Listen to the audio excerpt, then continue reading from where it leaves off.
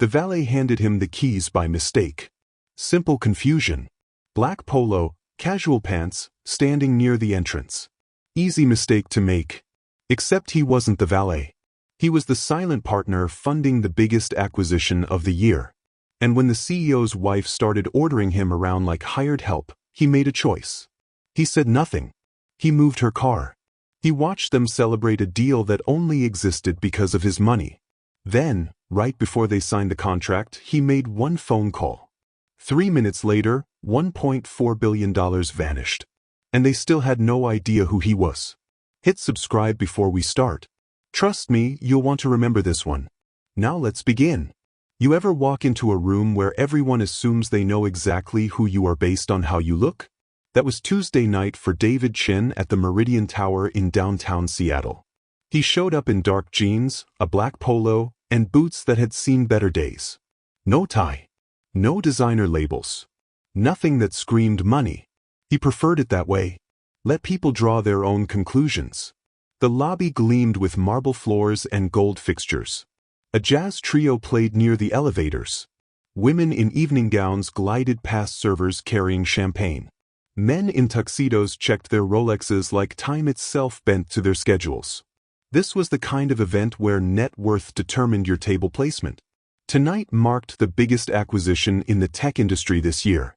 Vanguard Industries buying out Nextstream for $1.4 billion. Everyone who mattered had flown in for this. David walked through the revolving doors and headed straight for the registration desk. A woman in a tight bun looked him up and down. Her smile was professional but cold. Your name? David Chen. She typed slowly, eyes flicking between her screen and his casual outfit. I don't see you on the VIP list. Are you with catering or venue staff? David kept his voice even. Check again. She sighed and scrolled, then her expression shifted slightly. But you're on the general attendee list. She printed a white badge, not the gold one the executives wore. He clipped it to his shirt without comment. Security stood near the ballroom entrance, checking bags and credentials.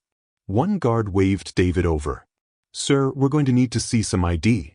David handed over his driver's license. The guard studied it, then looked at David's badge. You're not on the VIP floor. General seating is downstairs. David nodded once. Got it. But he didn't move toward the stairs. He waited until the guard got distracted by a couple arguing about their table assignment, then slipped into the main ballroom. The room stretched wide, filled with round tables covered in white linens. Centerpieces sparkled with tiny lights. Screens displayed the Vanguard logo in bold letters. A stage sat at the far end where the signing ceremony would take place. David found a spot near the back wall, hands in his pockets, observing. A server passed with a tray of appetizers. She offered him one, then paused. Are you supposed to be in here? David smiled. Just looking around. She moved on, but her eyes lingered with suspicion. Across the room, a woman's voice cut through the chatter. Excuse me. David turned. A tall woman in a silver dress approached, heels clicking sharply. Her diamond necklace probably cost more than most people's cars. Her name tag read Victoria Langford, VP of Operations. She looked annoyed. You're standing in a restricted area. Staff should be using the side entrance. David stayed calm. I'm not staff. She raised an eyebrow. Then why are you dressed like that? Before he could answer, another voice interrupted. Victoria, darling, who is this? The CEO's wife appeared, draped in designer everything. Her perfume arrived 3 seconds before she did. Celeste Vanguard. She was the kind of woman who expected the world to rearrange itself when she entered a room. Victoria gestured toward David. I was just asking him the same thing. Celeste sized him up with one slow glance. Sweetie, if you're looking for work tonight, the service manager is downstairs. We're very particular about who we allow up here. David met her eyes but said nothing. His silence seemed to irritate her more. Celeste's smile thinned. Actually, since you're here, my car needs to be moved. I parked right out front, and someone blocked me in. It's the black Bentley. She pulled keys from her clutch and dangled them in front of him. Be a dear. David looked at the keys. He could have corrected her right there. Could have told her exactly who he was. Instead, he took the keys. Which spot? She blinked, surprised he didn't argue. Just move it to the side lot. Don't scratch it. She turned and walked away without waiting for a response. Victoria followed, whispering something that made Celeste laugh. David walked out through the main doors. The valet stand was busy. He showed the keys to a young attendant who pointed toward the Bentley parked illegally in the fire lane. David slid into the driver's seat. Leather interior. New car smell. He adjusted the mirrors, started the engine, and drove it to the side lot. Parked it perfectly between the lines. Locked it. Walked back inside. No one noticed. No one cared. He handed the keys to the valet. Make sure Mrs. Vanguard gets these. The kid nodded. David returned to the ballroom. The ceremony was starting. Lights dimmed. A man in a sharp suit walked onto the stage. Ladies and gentlemen, thank you for joining us tonight. This is a historic moment for Vanguard Industries. Applause erupted. The CEO, Gregory Vanguard, joined him on stage. Tall, confident. The kind of man who believed his own press releases. He waved like a politician. Beside him stood the Nextstream founder, an older man who looked uncomfortable in his tuxedo. Gregory took the mic tonight. We don't just celebrate a merger. We celebrate vision. We celebrate growth. We celebrate the future. More applause. Phones lifted to record. David stayed in the shadows, arms crossed. He watched Gregory's performance. The rehearsed pauses. The calculated humility. The way he made eye contact with the cameras but not the people. A server approached David again. Sir, can I get you something to drink? Water is fine. She hesitated. Are you sure you're supposed to be up here? David's voice stayed polite. I'm sure. She backed away slowly, glancing over her shoulder like she might call security. Gregory continued. This acquisition represents the largest single investment Vanguard has ever made. $1.4 billion. A gasp rippled through the crowd. He smiled. And it's worth every penny. The Nextstream founder shifted uncomfortably. Gregory placed a hand on his shoulder like they were old friends. They weren't. David knew that. He knew a lot of things these people didn't. On the screens, contract pages appeared. Gregory gestured grandly. All that's left is the signature. He pulled out a gold pen, the kind you buy just to look important. Celeste appeared beside David suddenly. You? She snapped her fingers. Did you move my car? David nodded. Good, now get me a glass of champagne. And not from the cheap bottles. She pointed toward the bar without looking at him. David didn't move. Celeste turned, irritated. Did you hear me? David met her gaze. Heard you. Then why are you standing there? Before he could respond, a man in a gray suit rushed onto the stage and whispered urgently into Gregory's ear. Gregory's smile faltered. The room went quiet. Gregory cleared his throat.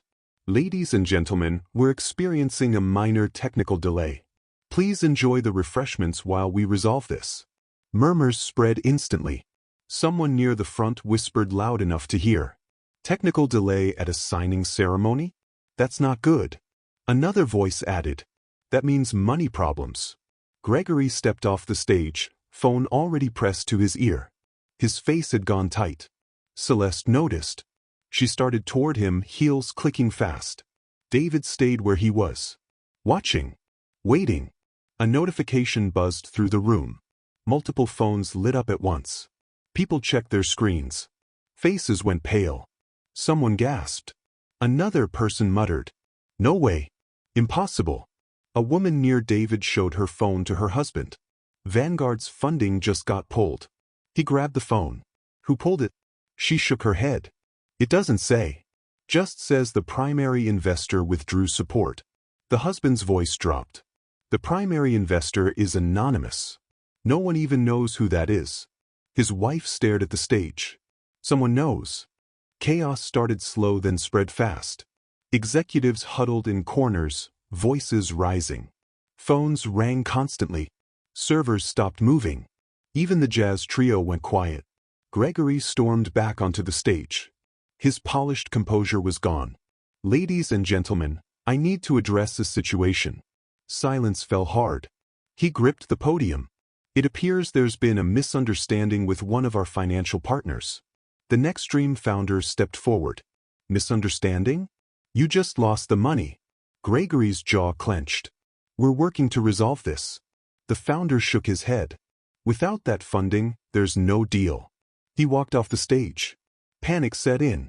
Guests started leaving. Some rushed. Others tried to look casual but moved quickly toward the exits. Victoria grabbed Gregory's arm. What happened? Who did this? Gregory looked lost. I don't know. The wire transfer was confirmed this morning. She hissed. Then someone reversed it.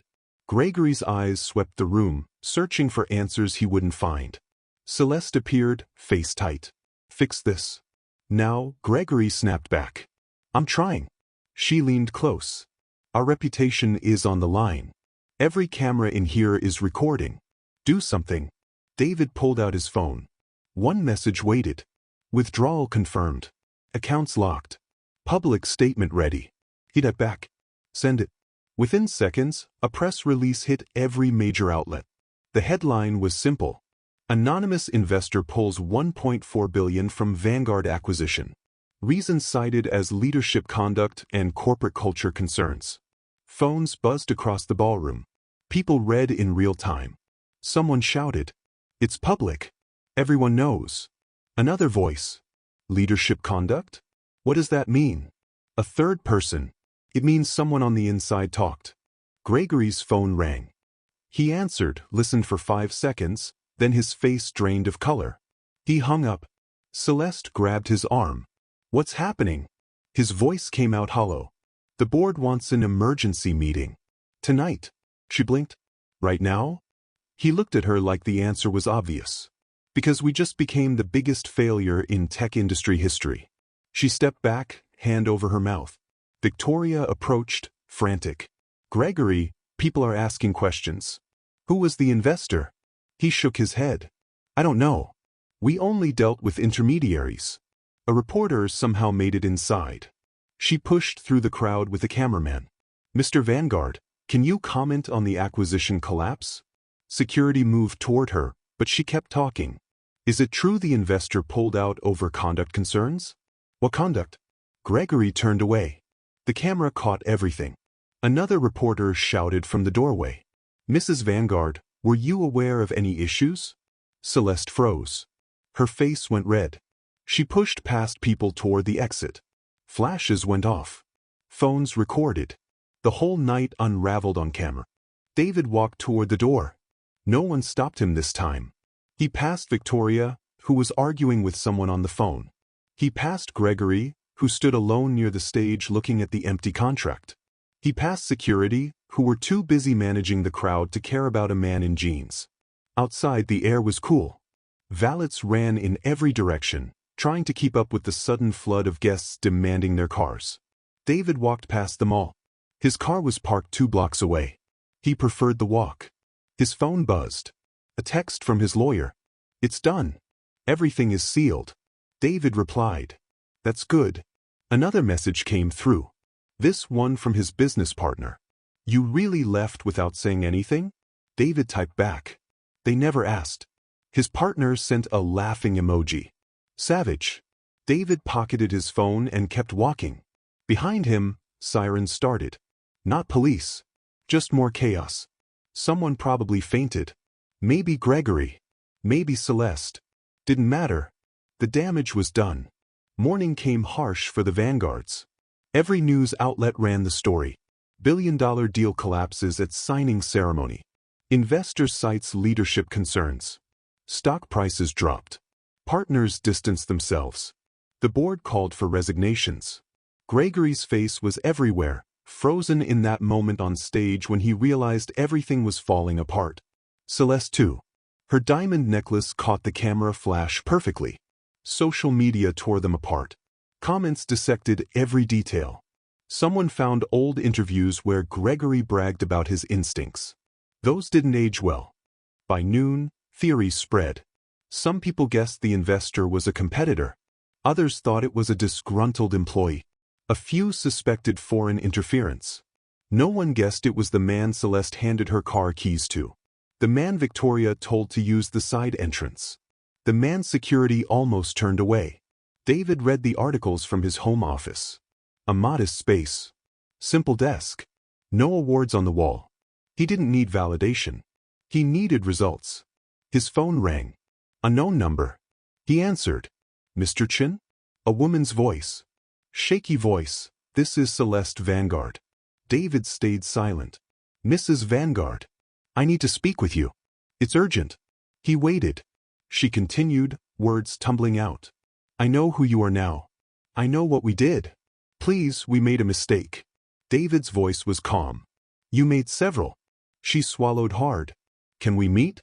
I want to apologize properly. He glanced at his calendar. Why do we need to meet? She paused.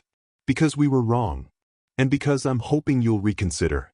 David leaned back in his chair. Reconsider what? The deal. The investment. Everything. Please, just give us a chance to make this right. David considered it. Not because he was interested, but because he was curious how far they'd go. So where? Your office or ours? David said. Neutral ground. There's a coffee shop on Marion Street. 1 hour. She agreed immediately. David hung up. He changed into the same jeans and polo from the night before. Same boots. When he arrived at the coffee shop, Celeste and Gregory were already there. They sat in the back corner. Both looked like they hadn't slept. Celeste's makeup couldn't hide the circles under her eyes. Gregory's suit was wrinkled. David sat across from them. No handshake. No pleasantries. Celeste spoke first. Mr. Chen, I owe you an apology. We treated you terribly. We made assumptions. We were wrong. David said nothing. Gregory added. We didn't know who you were. David's response was quiet but firm. That's the problem. You didn't care who I was. Celeste flinched. You're right. Gregory leaned forward. Is there any way we can fix this? Any way to move forward? David shook his head once. The deal is dead. Trust is gone. They sat in silence. Celeste tried again. We're willing to make changes. New policies. Diversity training. Whatever it takes. David almost laughed but didn't. You think this is about training? Gregory frowned. Then what is it about? David leaned forward slightly. It's about the fact that you built an entire company culture where someone's worth is determined by how they're dressed. Where respect is conditional. Where power is the only language you speak. Celeste's eyes filled with tears. She didn't let them fall. Gregory's face hardened. So that's it? You destroy everything we built because of one mistake? David stood. You destroyed it yourself. You just didn't know it until I stopped pretending. He walked out. They didn't follow. Outside, the sun was bright. Traffic moved steady. Life continued. His phone buzzed. Another message from his partner. How'd it go? David typed back. Exactly as expected. His partner replied. Think they learned anything? David looked back at the coffee shop window. He could see Celeste and Gregory still sitting there. Frozen. Lost, he typed his final message. Some people learn. Most people just lose. David walked to his car. He had 3 other investments to review today. A green energy startup. A medical research firm. A small publishing company run by a woman who'd been rejected by every major house in New York. He invested in people who built things, not people who performed. His portfolio reflected that. High risk. High reward. High integrity. He started the engine and pulled into traffic. The Vanguard story would fade. Another scandal would replace it. But the lesson would remain. Assumptions cost more than most people can afford to lose. If you want more stories where quiet power speaks louder than status, where one moment of disrespect changes everything, hit that subscribe button. Drop a comment and tell us about a time someone underestimated you. We read every single one. And if this story made you think twice about how you treat people, share it. Because the world needs more reminders that respect isn't earned by what you wear. It's given because we're all human. See you in the next one.